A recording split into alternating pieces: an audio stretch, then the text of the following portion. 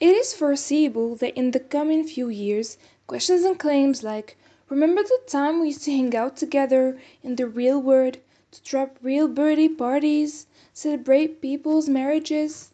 Do you remember when we used to go to school together, assist to long, boring lectures, we'd then go share a meal in the cafeteria? Do you remember the hype we used to feel while jamming on our favorite songs in concerts? Do you remember when we used to live in the real world? The echoes of these questions reverberate through my mind and make me shudder, tense up from the fear and exuberance the idea of living in a virtual world persists me with. The picture unreeling before you are nothing close to alien or far-fetched. It's real life. It's the real world. You are living in it, but in a very soon coming time, what we are watching will become the exception to the norm.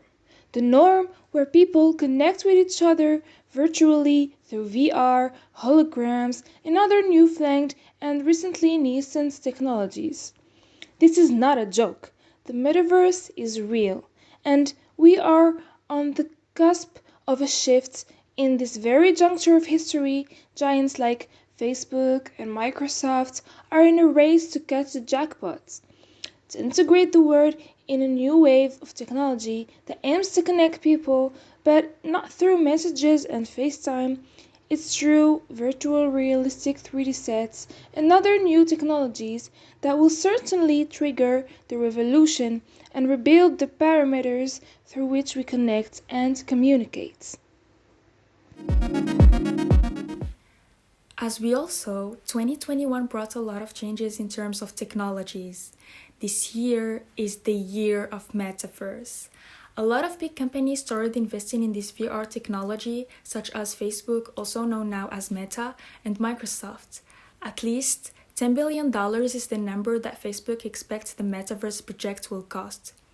However, as Mark Zuckerberg estimated, it could take around 5 to 10 years before metaverse becomes mainstream and everyone prefers to use it day to day. To bring the best long-term experiences and reduce lag in long-distance connection, it requires infrastructure changes and improvements, which also explains the length. Also, we are coping with the huge impact of COVID-19 on our current life. Everything was shut down and we could not go anywhere and stay at home for the quarantine. As a result, we got used to shop online more frequently and rely on the internet more for news and digital entertainment. Long story short, I think in the future this technology will bring us endless opportunities, a butterfly effect that will lead us to somewhere magical and incredible. Without further ado, let me introduce you to our guests today, young entrepreneurs with vivid spirits. Ladies and gentlemen, it's time to get some deeper insights from our experts for this episode. Let's all welcome Debi Hussein, Sandid Wisal, and Wazani Turia. Can you please enlighten us about the future of this technology and how do you think as entrepreneurs this tech will affect business? Celebrations, especially weddings in Nepal, take place in very sacred rituals. Actually, there are over 125 different ethnic groups in Nepal, and each one has its own traditions. However, what unites all these Nepalese traditions is the enormous length of time it takes to perform all the rituals as well as the large number of people invited. Thanks to the metaverse, Nepalese will be able to reduce the waste of time, money, and efforts they put in organizing weddings. It will also help to stamp out the spread of the epidemic by repelling gatherings. In addition, the metaverse will be an opportunity for wedding planners to further express their creativity. Of course, that would require the skills of a software engineer, a role that isn't in any typical wedding's budget yet. Finally, with the explosion of non-fungible tokens, we will not only be able to socialize in the virtual world and celebrate weddings, but also to offer gifts to the newlyweds, since these have a very symbolic value in the Nepali culture. Forget churches, we get married in the metaverse now. This is the title of a recently published article in a very famous tabloid in the United States of America called High Snobity. Dave and Tracy Gagnon are the first newlyweds to feature their wedding in the metaverse. Their avatars got married in the cloud. An American man and woman, aged 60 and 52 respectively, are the first people in the world to marry in the metaverse. The couple married in a hybrid ceremony as virtual marriages are currently not legally valid. The avatars exchanged their vows and their alliances in front of an audience of virtual guests. In order to gain recognition for the ceremony's equality, the newlyweds decided to hold a small, intimate ceremony with their closest friends in the real world and broadcast the virtual ceremony in the cloud for other guests. To organize the wedding, the Gagnons sent photos of themselves and the wedding decor to Verbella's team, who created the ceremony online using special software. Have you ever wondered what life would be like if all the physical interactions were to fade away under the shadow of this newly introduced concept of virtual world?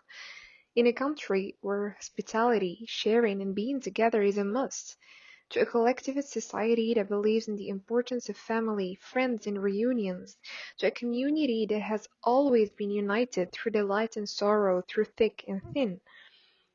How would the metaverse affect it? Would its people keep up with the evolution of technology? Would they give up their traditions and values in order to be in harmony with the world? Or would they stay faithful to their ancestors and lifestyles? Imagine a typical Moroccan Friday. The savory couscous is being served, the family is gathering in the living room, cups of Libin are being distributed, the imperceptible humming of the TV is gently playing, and all the missing members sprinkled in different cities and countries are reunited, all alone yet all together in the dimension of the metaverse. Alternatively, imagine a wedding celebration. Moroccans are very fond of their parties, so would they be ready to substitute the physical ceremony for a virtual one, like it's the case for Americans? The Almeria is a fundamental rite in the traditional Moroccan wedding. So are the henna tattoos, the singing, the dancing, the lavish robes, and the food. And apart from having virtual guests, I'm not sure the actual marriage customs would change, nor would the spouses get married while on different continents or countries. When it comes to business, I reckon not only in the United States of America, but in many places in the world, they certainly will be affected by the arrival of the metaverse and the shift it's gonna engender in terms of the way enterprises communicate with each other, in terms of the way they sell, the way they market their products, the way they recruit candidates. It certainly will wreak havoc and also cause a very radical shift in terms of the structure of the enterprise and the way organizations and firms communicate and interact between each other.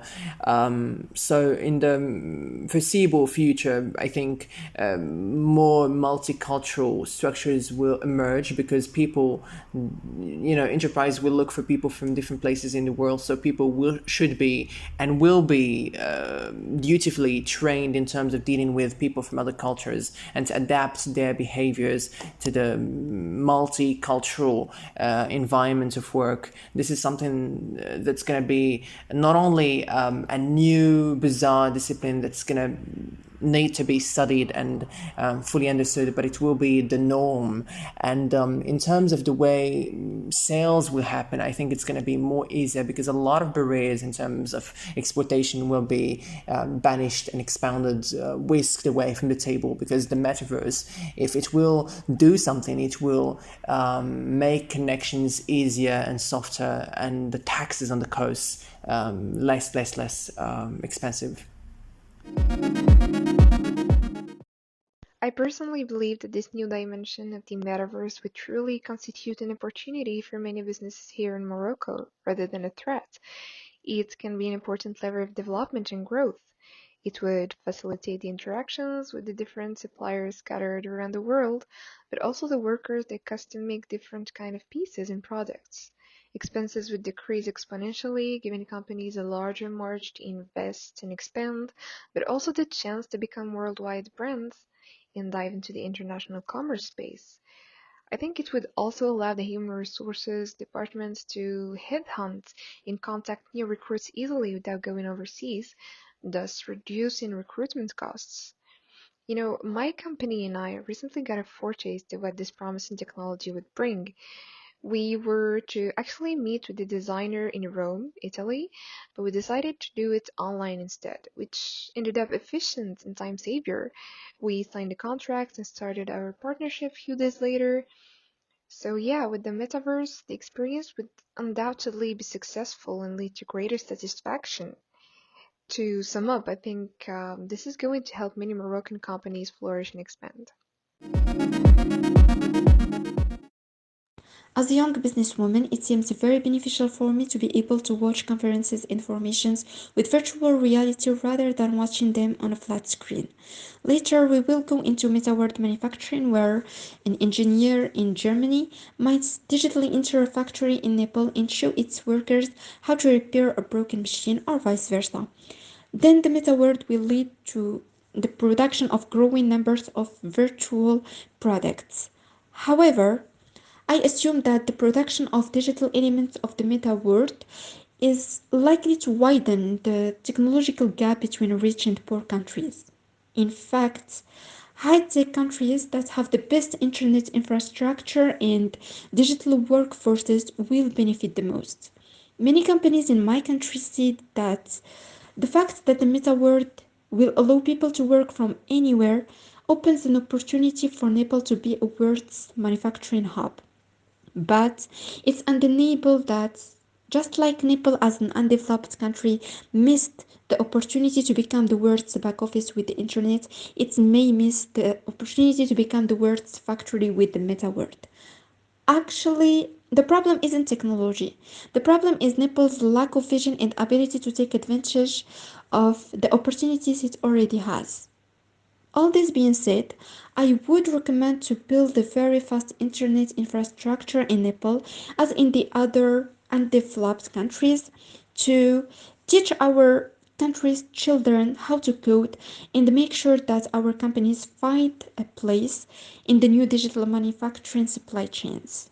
And to end our episode for today, I want to thank our guests for coming and sharing their ideas with us.